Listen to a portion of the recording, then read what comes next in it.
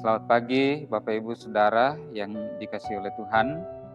Kembali lagi kita berjumpa dalam renungan harian GEP Sultra bersama dengan Solidio Gloria. Pagi hari ini sebelum kita melaksanakan aktivitas kita akan membaca dan merenungkan firman Tuhan, dan mari kita satu dalam doa, kita berdoa. Ya Tuhan, kami mohon pimpinan dan penyertaan-Mu hari baru yang boleh kami jalani dan yang Engkau anugerahkan dalam hidup kami.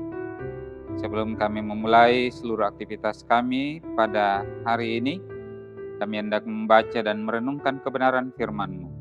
Karena itu, kiranya Engkau kuasai dan terangi hati dan pikiran kami dengan kuasa Roh Kudus-Mu, sehingga kami dapat mengerti dan memahami akan kebenaran firman-Mu dalam kehidupan kami, dan mampukan kami untuk melakukannya tiap-tiap hari dalam hidup beriman kami. Di dalam nama anak Yesus Kristus kami berdoa. Amin. Bapak Ibu Saudara-saudara yang terkasih dalam Yesus Kristus, firman Tuhan yang akan kita baca dan renungkan pada saat ini terambil dalam Injil Lukas pasal 6 ayatnya yang ke-38. Firman Tuhan berbunyi, "Berilah dan kamu akan diberi, suatu takaran yang baik, yang dipadatkan, yang digoncang, dan yang tumpah keluar akan dicurahkan ke dalam pangkuanmu. Sebab ukuran yang kamu pakai untuk mengukur akan diukurkan kepadamu." Amin. Demikian pembacaan firman Tuhan. Yang berbahagia adalah kita yang mendengar dan melakukan kebenaran firman Tuhan. Tema perenungan kita di pagi hari ini adalah saluran berkat bagi semua orang. Bapak Ibu Saudara-saudara yang terkasih dalam Yesus Kristus, kita mungkin atau sering mendengar, ya mungkin juga mengucapkan bahwa hidup ini hanya sebagai saluran berkat. Terdengar enteng atau sederhana ungkapan seperti ini. Tetapi dalam kenyataannya tidak mudah untuk menjadi saluran berkat bagi orang lain.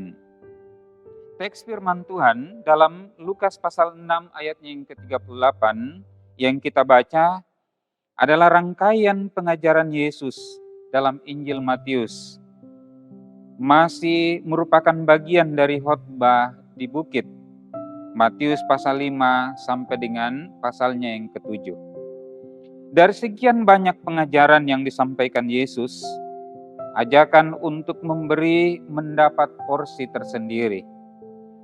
Dalam Perjanjian Baru, khususnya kitab-kitab Injil, kata memberi adalah kata kerja yang sifatnya terus-menerus aktif. Dan kata kerja ini bukan orang pertama tunggal, tetapi orang kedua. Karena pihak yang pertama adalah Allah sendiri. Dari nas yang kita baca, ada beberapa hal yang patut untuk kita renungkan dalam kehidupan kita. Yang pertama, bahwa memberi adalah sebuah kewajiban dan keharusan jemaat atau orang-orang percaya. Yang tidak memberi dan gereja yang tidak memberi pada dasarnya bukanlah jemaat dan gereja yang hidup. Nah, pertanyaannya adalah apa yang mau diberi? Dalam konteks masa kini yang sangat terasa dalam semua lini kehidupan, dalam perjalanan kehidupan kita khususnya tentang masalah ekonomi, kita kembali dilanda bencana alam berupa banjir, tanah longsor, gempa, dan bencana alam lainnya. Banyak orang yang membutuhkan pertolongan dan yang butuh uluran tangan dari sesamanya. Nah, Paulus dalam surat pastoralnya kepada Timotius mengatakan bahwa tiap-tiap manusia kepunyaan Allah diperlengkapi untuk setiap perbuatan baik. 2 Timotius pasal 3 ayatnya yang ke-17. Selalu ada sesuatu yang bisa kita bagikan kepada orang lain. Karena pada dasarnya Allah sudah memberikan sesuatu kepada setiap orang, dan pemberian itu berlangsung terus-menerus. Hal yang kedua yang kita pelajari dalam perikop pembacaan kita ialah motivasi kita dalam memberi.